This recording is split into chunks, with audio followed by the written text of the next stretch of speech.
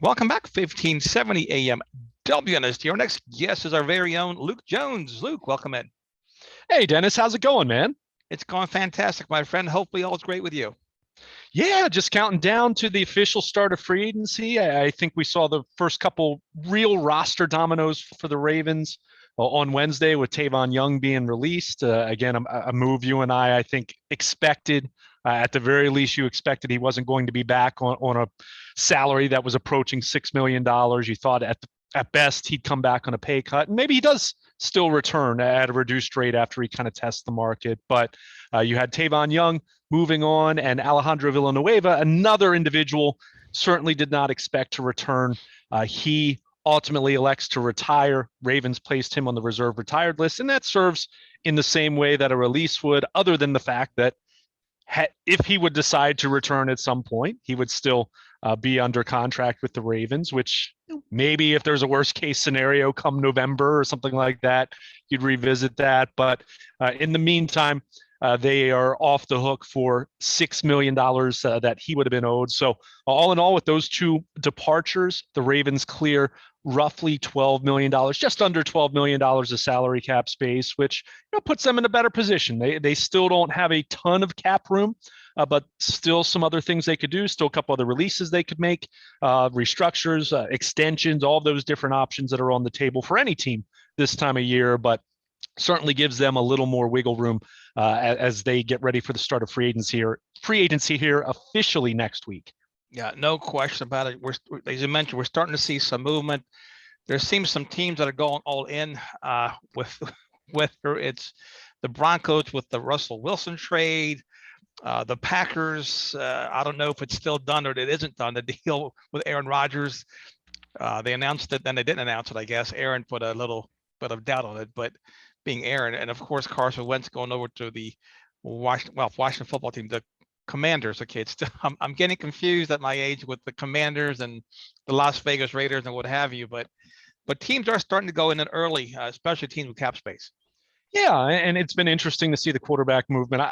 I've stuck with calling them the football or the Washington Football Commanders. How about that? And they are so adept at making moves that looked really good 4 years ago, which is certainly what you'd say about Carson Wentz at this point in time. But yeah, I think the most fascinating one, beyond I think just because the fact you're talking about a league MVP with Aaron Rodgers staying put in Green Bay, at least for the time being, regardless of when the new contract, revamped contract, whatever you want to call it, becomes official.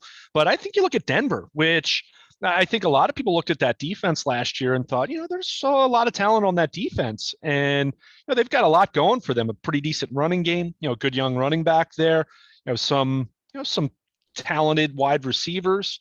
But the big question was what? The quarterback. So, Denver brings in Russell Wilson, and in some ways it's not exactly the same scenario, but in some ways it does remind you a little bit of where the Broncos were when they got rid of Tim Tebow and brought in Peyton Manning. So I don't think that necessarily makes Denver the favorite or one of the absolute elite teams in the AFC, but we've talked about all the quarterback talent in this conference, and you specifically look at the AFC West.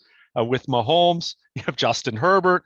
I think, say what you want about Derek Carr. He had a pretty good season. The Raiders made the playoffs this past year, and now the Broncos have him. So I guess the good thing, if you're looking at teams like the Ravens, Buffalo, Cincinnati, there's maybe a thought that the AFC West cannibalizes itself a little bit, maybe wears all those teams wear down and gives you a bigger. You look at this conference now, with the number of quarterbacks, compare it to the NFC, with all due respect to the Washington Football Commanders acquiring Carson Wentz, you certainly see quite a stark contrast between the haves in the AFC as it relates to quarterbacks, and in the NFC, lots of have-nots. I think lots of teams that, even some of the playoff teams that you look to, look at how Tampa Bay's dramatically transformed now without Tom Brady, and a team like Philadelphia who has Jalen Hurts. I think there are things to like about him, but you don't know if he's the guy. And so there are a lot of teams like that. I think especially in the NFC. So doesn't make things any easier for the Ravens when you talk about getting to that point come January. And I'd also say it does change the complexion of what was on paper, 2 last place teams from a year ago meeting in Baltimore. Well, now the Broncos will have Russell Wilson playing quarterback when they're coming to Baltimore. So, won't be as much of, maybe not a layup, but certainly that was a game on the schedule that changes a little more difficulty to that one for sure. Now, a few years ago, Luke, Eric DaCosta new on the job, and big names are coming off the board. Jarvis Landry to the Browns, Odell Beckham Jr., and out of nowhere, Earl Thomas. To use him as an example, it seemed like he didn't have many suitors. The Chiefs had a low offer on the table, and the Ravens go all in on him, break the bank. Hopefully, the team, Eric, had learned a lesson in that regard, because this team has never really made big splashes in free agency. But now we have Tyrann Mathieu out there. You have Bobby Wagner, who was released. Some of the popular names that the Ravens fan base are looking at, and just your thoughts on those players, and just if you have any hunch of which direction the Ravens are going to go in. Yeah, I mean, I think it's really difficult to predict which direction they're. I mean, first of all, as you know, Dennis, the Ravens are very tight-lipped. They're not calling up me or Nestor or any of us and broadcasting their plans. It's gotten worse. It's gotten worse over the years, hasn't it? And I think and I'm not saying this to be doom and gloom, but they've got a lot of directions they can go. I mean, they have a lot of roster needs right now, and I mean, on both sides of the ball. I mean, you look, we mentioned Tavon Young, as much as I was on board with that, but yeah, they're really light at corner now. What does that mean? Are you going to draft corners? Are you going to bring in another veteran, another Tavon Young, Brandon Carr kind of sign? A guy like that. I mean, we've talked about safety. I mean, as you mentioned, Tyrann Mathieu has become a very popular figure with Ravens Twitter. I think he'd be a great fit because of his versatility. And we know, assuming Mike Macdonald will continue in the mold of Wink Martindale in terms of really valuing those positionless players who can really move around and do different things. But what's the cost going to be? You mentioned Bobby Wagner. Yeah, in an ideal world, you'd put him next to Patrick Queen, and that looks great. But I'm not sure. I don't know if that's going to be the most cost-effective way to upgrade your defense when you look how many needs they have on the defensive line and in the secondary. I mean, I look at that and say, didn't you draft Patrick Queen so you wouldn't need to go sign a Bobby Wagner? And look, we can talk about the merits of whether that was a good pick or not. 2 years in, it's not looking so great for a first-round value. But I just think with Bobby Wagner, I'm not sure the cost is, the price is going to be there where you say the needs at other, let's face it, more premium positions in today's game. I mean, off-ball linebacker, if you can find that guy, that is so unique. And look, Bobby Wagner 5 years ago, I would have been banging the table saying, yeah, but it's going to be 32. He's shown some signs of slowing down. He's still great. Don't get me wrong. But I really wonder, when you're talking about guys like that, are you going to be paying for what he is, or what he is right now, and what he's going to be the next, if it's a 2-year deal, what he's going to be the next 2 years? Or are you going to be paying primarily for what he's already been? That's always the challenge. And the Ravens have always been really good about that. I mean, when they've signed guys that are generally in that third contract area, go back to Eric Weddle a few years back. I mean, Earl Thomas was the bad example, but typically they've been pretty savvy with what they've spent. I mean, say what you want about Eric Weddle. Was he the same guy he was in San Diego? No, but he was a really good player for them for 2 years and still really solid that third year. And then you wave goodbye because the number didn't make sense anymore. So, they've been good in that way, but I just think it's tough. Those guys, they have to, it's got to be something that's a really good fit, and they've got to really want to be here because, I'm guessing if it comes down to Bobby Wagner goes to the highest bidder or Tyrann Mathieu goes to the highest bidder. And look, I'm not saying they shouldn't do that. This is a business, and this is probably going to be their last best chance at getting, some legit money, even though they've both been paid handsomely to this point in their career. But it's probably not going to be with the Ravens then. So, I think that's where you start to look at the next couple tiers. Even though it's not a defensive player like the couple you mentioned, I think a lot of people heard lots of Ravens fans talk about Trent Brown, for example, on Twitter, who would be a guy that isn't a long-term answer at right tackle or a long-term answer at left tackle if Ronnie Stanley, if the worst case scenario plays out and he can't return to the field. But he's someone who's played either tackle spot would make a lot of sense for them. I mean, I think you look at right tackle right now and you say, okay, you do have Patrick McCary. You do have Jawan James, as much as he's a question mark. There's still upside there. A guy who started a lot of games in the league.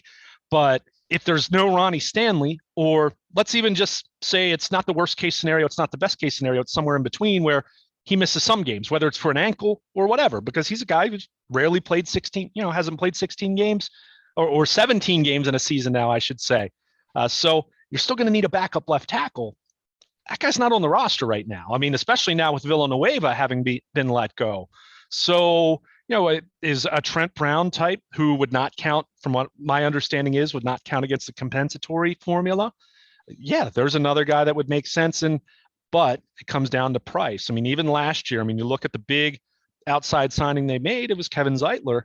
The Ravens got him on a bargain relative to what he probably could have gotten as far as maximizing his payday. So, I think you always look for, that second tier, third tier, fourth tier kind of guys and kind of see where you can make your most value. But Dennis, I expect this, you mentioned the Earl Thomas, that example of a time where the Ravens were very, very aggressive. I'm not at all against being very, very aggressive for the right player. There have been some times over the last 3, 4, 5, 6 years where I would have said, be aggressive to go get that proverbial number one receiver, or at least your top receiver. And they haven't done that, quite frankly. So I think there are times to do that, but I think you do have to lean on what the identity of this team has been this time of year, which is, some of the more moderate value signings, keeping their own. One thing I want to remind everyone, and I wrote this in my latest 12 Ravens thoughts at BaltimorePositive.com, was you kind of look at this current batch of free agents that the Ravens have, and you look at it overall, it's not an overwhelming group of talent. We're talking about Bradley Bozeman. Not a Pro Bowl center. The one Pro Bowl guy that's in that group is Patrick Ricard. He's a fullback. Look, I'm not saying that's not important, but that's not a bank-breaking kind of market-setting kind of deal you're going to be doing, whether you re-sign him or not. And Anthony Averett's kind of the other one. Deshaun Elliott, if you want to throw him in there. But the reminder is the Ravens kept Mark Andrews off the market. He would have been hitting the market this year, potentially, or you would have been using the tag as 3 other teams did with their tight end. He would have been, a free agent. Marlon Humphrey, his 5th-year option would have been this past year. They locked him up. That's not to say that doesn't mean the Ravens can't and shouldn't do anything on the free agent market, but it is a reminder that, a big part of this is keeping your own. And that's where, it does come back to, inevitably, as it often does when we have these discussions, that Lamar Jackson, at least that placeholder in your mind as far as what that's going to be and how does that impact your offseason, not just this year with him having a $23 million cap number, but trying to project it out. Is it a case where you do have to be thinking about some planning in case it comes to having to use the franchise tag on him next year? I'm not saying that's the ideal scenario, but you have to be keeping that in the back of your mind. So, you have to do all of those different things. And of course, that's going to impact your roster building planning in 2022 and beyond. So, to make a long answer to kind of summarize it, to go back to what your original question was, I think there will be names out there, and there's going to be names probably let go in the days leading up to the official start of the new league year next Wednesday. That I think will be enticing to the Ravens, but history tells us to err on the side of not expecting Tyrann Mathieu, not expecting Bobby Wagner, not expecting. Maybe not even expecting Hassan Reddick, who is someone who they've had interested in the past, and someone that I think could be a target for them. But generally speaking, you tend to kind of say, okay, who's the next tier down? Who's that guy that's going to get cut? And who are the 2 or 3 guys that might really help you from a depth standpoint that might not be available until after the draft even, or it might be that might be the time when they look to sign those guys. So there's a lot of unknown, a lot of work to do. There's no question about that. But the good news is with the moves they made on Wednesday, they have a little more flexibility. They can create more if they need to. And of course, they do have their draft picks, quite a few of those in the first 4 rounds, which, as we know, going to be very of the utmost importance to hit on as many of those as possible as we move into the future. And assuming whenever it does happen, you do have Lamar Jackson making top of the market money and knowing that your cap is going to be much more restrictive. Well, they are who they are, Luke. I can't imagine that they're going to be like some of these teams. This being a copycat league, teams are going to copy the Rams model, trading draft picks for veterans. Because also the flip side is you got to pay those veterans. You've got to pick up those contracts. Some of those veterans may want extensions, renegotiations, et cetera. So with all the draft picks they have, and this year it seems to be a little bit deeper draft class than usual. This is a great year to have 10 draft picks heading into it. Yeah, no question. And I mean, you've heard so much about secondary, you've heard so much about edge rushers. I mean, this seems like, as much as I just mentioned someone like Reddick, or, people have talked about, do the Ravens bring back Justin Houston if it's a really affordable deal again? I thought he played better than, you just look at the number of sacks. It wasn't a Pro Bowl season for him. I'm not suggesting that, but I thought he played well if you really watched what he did on a weekly basis. But this is the kind of draft where it is a pretty deep class of edge rushers. But I will say at the same time, typically, if you're talking about edge rushers, you want to get them early. You're much more likely to find that guy in the first round than you are in the third round. Instead of flipping it, where you could say, all right, maybe we wait to day 2 to get our offensive tackle that isn't going to be the guy that necessarily, we still hope Ronnie Stanley's going to be the left tackle, but we need that guy who can be the understudy and grow into that role both this year and perhaps in the long term. So, maybe that's where you say, okay, wait to the second or third round. Maybe that guy that's a little more green, a little more raw, isn't ready to start day 1, but might have more upside than some of the other guys that could be in play, in the first round, even with a trade back scenario or something like that. So, I think it's still going to come back to needing to hit on draft picks. And as much as you just mentioned the Rams, one thing to point out about them, I mean, we've talked about trading the first round picks. We've talked about how healthy they've been able to stay. You talk about how top heavy their roster is. One thing that maybe the Ravens need to look at in terms of a roster building sense is, are you carrying too many guys that are making $2 million? Maybe it's a case of you downsize some of those. And I'm just going to throw this name out there as an example. Chris Board. I'm not at all against him as an individual, but that kind of guy who is making more than the league minimum, but is very limited contributor on defense. Yeah, he's a special teams contributor, but maybe you need to, to squeeze some extra cap dollars. And, that's kind of what the Rams have done. They have this top heavy roster, and then they've got a bunch of late round picks and league minimum guys who have done a good enough job that they were able to win a Super Bowl this past year. So, so I think teams like the Rams who do things of that nature, I think you should always pay attention. Doesn't mean you copy everything they do or you assume that that's going to be the new end-all be-all way of winning a Super Bowl. I mean, it's never that simple. In the same way that anyone who tried to copy the 2000 Ravens 20 years ago probably were going to be disappointed in the end, because it's just really, really difficult to win in some of those unique ways. But I think you can take little lessons here and there. And I would even say, I mean, the Ravens, you kind of look at how they've changed their approach. I mean, 5 years ago, Dennis, you and I were talking on a weekly basis about the Ravens need to take more swings drafting wide receivers. They've done that the last few years. Now, do they have the best wide receivers in the league? No. But are we talking about receiver being their biggest need right now?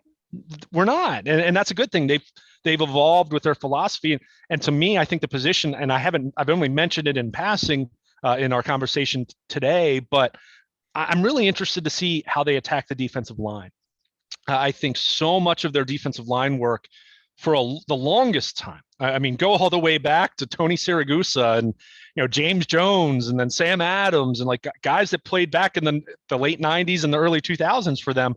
They were all guys that typically, for the most part, were guys that were run stoppers and just guys that kept blockers off of Ray Lewis and kept guys off of Bart Scott a couple years later and what have you. But I do wonder, with the game trending so much more towards the pass and knowing how important throwing the football and stopping the pass is in this day and age, do you see the Ravens maybe evolve a little bit and become a little more athletic with their defensive line and say, you know what? Maybe we don't need to be a top 3 run defense. Not saying that means we need to be that we're going to be a lousy run defense, but maybe we give a little bit in that regard and become a little more bend but don't break in that regard. But if it means we've got that guy inside that can get after the quarterback on a more consistent basis, then there you go. Then we have probably a more dynamic defense. So that's where I am interested to see where they go with that. I'm interested to see if they bring Calais Campbell back, if it's an affordable rate. Do they bring any of the other veterans back, or do they just say, no, we've got Derek Wolfe under contract for now. We'll see what happens there with his health.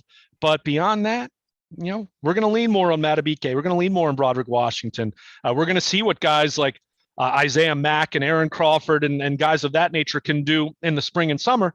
But yeah, we're going to be looking to find someone in the draft, and maybe we go out and spend a little money on a younger defensive lineman. I mean, maybe that's kind of a middle ground answer. So I'm fascinated to see what they do with that position group, because that's where, to me, if you're looking for evolving or adjusting their approach, maybe it's a little bit in how they look at that group. I mean, they're going to have to, because all their guys are old and they've multiple free agents, so you're not bringing all of them back. So I am curious, though, to see if their approach and their philosophical from a philosophical standpoint, if they target some defensive linemen with slightly different traits than what they valued here most, really for most of their existence, save for a couple rare exceptions like Haloti Ngata and maybe Sam Adams going back to the 2000 defense. Well, they had to keep Ray Lewis happy. He was very vocal about not having the big bodies in front of him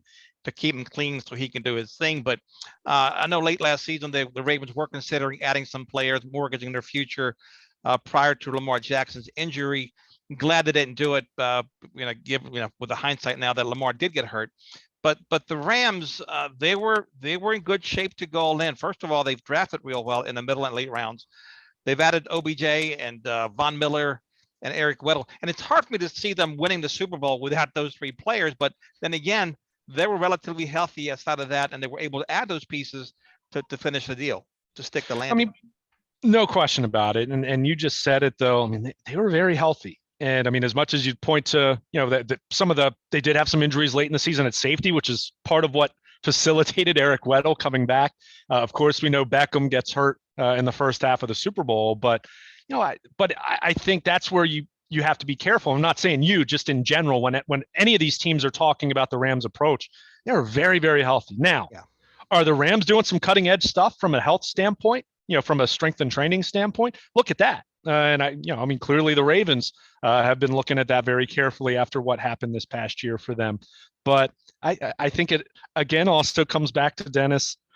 And this is such a, I don't mean to be flippant here or wishy-washy or to apologize for anything that happened this past year, but luck and fortune's a big part of it. I mean, it really is. And really the best you can do is put yourself in position to roll the dice. That was something that Buck Showalter said for years when he was the Orioles manager. You need to play well enough over 162 games, or in football's case, 17 games, that you get in. And yeah, you'd love to have home field, and that's part of it as well. And if you can get that loan buy that they have now with the new playoff structure, great. But how healthy are you? How well are you playing at that point in time? How bought in are your guys? I mean, how innovative is your coaching staff, making adjustments and being able to adjust over the course of the season. I mean, again, who's your draw? What's your matchup? How are you feeling that day? I mean, COVID has clearly been another thing to throw in there the last couple years, which clearly the Ravens had some rough luck in each of the last two seasons in that regard. So, that's a big part of it. And, look at the Rams and, Tom Brady was really close to coming back against them, in the divisional round, and it could have been a different story. So, we always talk about Raheem Moore and Jacoby Jones at the Mile High Miracle, and 2000, if Keith Washington doesn't block Aldel Greco's field goal and Anthony Mitchell doesn't return it for a touchdown, do the Ravens beat the Titans? I mean, it's those are moments in time where they become epic and legend and part of your franchise lore, but you also remember how a lot of those plays end up being coin flip kind of plays, and they just landed the right way for you. So you acknowledge that, you work through all the other variables that you can control, and then you hope for the best. And in the Ravens case this past year, it didn't work out well at all. I mean, they were 8-3, and things were, as much as they didn't maybe feel like an 8-3 team in terms of being dominant. They were still right there. And then you lose in Pittsburgh. Lamar gets hurt, and you lose Marlon Humphrey late in that Pittsburgh game. Lamar gets hurt the following quarter in Cleveland the next week, and it's over. The season was over at that point. We didn't know it, but the season was over at that point. And yeah, you can lament things that happened over the final 4 or 5 weeks, but you don't have your franchise quarterback. You're already missing so many pieces, and then you lose your top corner and your best defensive player, even if it wasn't his best season. Talking about Humphrey last year, and that's it. The Rams, for all the plans they just had, that they had that worked out. Matthew Stafford gets hurt in week 15. They're not going anywhere. That's just how it works. So, again, you try to lay out all the variables. You try to address as many of them as you can with the salary cap. You're not. Positions we've talked about that are concerns right now. We know, Dennis, come September, we're still going to be talking about at least a couple of those. And it's going to be a question that they'll either find an answer internally or someone unexpected, or it'll be something that just hangs over their head. 2019, they were 14-2. We were talking about the defensive line and the front seven being shaky late in the season. And it cost them in the divisional round when Derrick Henry ran all over them and kind of ended any chance they had at coming back in that game. So, you always are going to have weaknesses. It's just a matter of trying to do as much as you can, maximize your resources as much as you can to try to address as many of those, and hope that your playmakers, whether it's your franchise quarterback or your Pro Bowl corners or your all-pro tight end, your 2 running backs coming back from ACL injuries, your franchise left tackle, you're hoping all those guys are, one, on the field, because that's it's very tough to help your team if you're not out there playing, and 2, those guys that are you kind of expect or you pay them to play at a high level. They play at a high level, and you can overcome some of those deficiencies because every team has them. There's no question about that. Luke, always great stuff from you. Appreciate your insight and your wisdom. Please tell us where everyone can find the social media and all the great stuff you do from Baltimore Positive, WNST, WNST.net, as well as your blog. Absolutely. I encourage everyone to follow us on Twitter at WNST. You can follow me personally at Baltimore Luke, as I'll be tweeting away NFL free agency, seeing what the Ravens do, probably some snarky tweets here and there about baseball's ongoing lockout, when it will ever end, assuming it will at some point, but not holding my breath at this point. Hoping for the best, preparing for the worst. You check out my blog at BaltimorePositive.com, sponsored by Coons Baltimore Ford. The latest 12 Ravens thoughts, latest news on the Ravens roster moves. Again, Tavon Young released, Alejandro Villanueva having retired, and the Ravens also tendering a group of exclusive rights free agents, including Tyler Huntley. Nothing surprising there, but some thoughts on what you can expect from some of those guys, including a couple guys off the radar who could play an important role in 2022 before it's all said and done. This is the time. If you're not already on it, what are you waiting for? You want to be on the WNST Baltimore Positive Text Service, sponsored by Coons Baltimore Ford. This is the time of year where you expect to get some of those texts. You hope they're mostly good, but we also know if it's a case of Bradley Bozeman signing elsewhere, or Anthony Averett signing elsewhere, or maybe the Ravens re-signing Patrick Ricard, or re-signing a Deshaun Elliott, or whoever it might be. Any significant local sports news, Ravens signings, roster cuts, releases, comings and goings, any other significant local sports news, at some point we'll have a text about a new Maryland basketball coach, whether it's keeping Danny Manning or going out and hiring someone else. Anything of significance on the local sports front sent directly to your mobile device via the WNST Baltimore Positive Text Service, sponsored by Coons Baltimore Ford. And of course, anything throughout the week on AM 1570 with Nestor. We will have, in the coming days and weeks, Ravens press conferences for players coming, signings, any trade acquisitions, anything of that nature. I do know the Ravens have scheduled a Dick Cass / Sashi Brown press conference. So the retiring president, our incoming president, you can check out all of that at BaltimorePositive.com. All right, sir. I can't wait to do that, and looking forward to our next segment. Absolutely. Hey, a week from now when you and I will be talking, there will definitely be moves to talk about. We won't just be talking about Tavon Young and Alejandro Villanueva.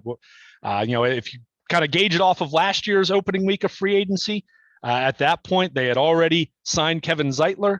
They had already lost Matt Judon. They had already lost a Yannick Ngakoue, a couple others. So there will be player movement. When we reconvene a week from now, Dennis, it will be a different Ravens team, and hopefully be talking about a Ravens team with some additions and not just subtractions. But we know 'tis the season for some of that, and also the time of year not to panic. They don't kick off and play football games on March 17th. So still have a long way to go between now and the start of the season in September. Well, hopefully, as Ravens fans, we have all learned to be patient, right? So they tend to make moves later rather than sooner. Although the Zeitler move was very good, and the Thomas move obviously wasn't a great move. So you're gonna when you take shots, you're gonna miss some. You're not going to bat 1,000. And hey, as we said, no one wants to win the offseason. If that were the case, the Washington Football Commanders would have all kinds of banners hanging from, well, that ugly stadium they have down there that no one wants to go to. Very true. Stay well, my friend. Take care, Dennis. Thank you. There he goes, Luke Jones here on 1570 AM. Baltimore Positive WNST. We'll take a quick break and come back right after this.